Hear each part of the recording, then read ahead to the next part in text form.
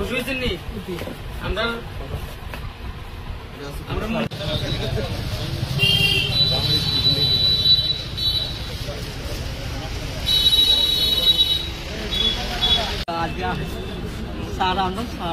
আমরা স্যার মন্ত্রী মহোদয় ছিলেন নি?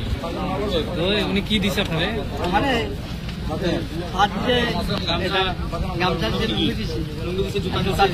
তারপরে টাকা দিছে, গেঞ্জি দিছে, কেমন লাগতেছে? ভালো লাগছে। বিগত দিনে তো মন্ত্রী মিনিস্টার দেখছেন, এরকম মন্ত্রী মিনিস্টার দেখছেন না? হ্যাঁ, এরকম দেখছি না।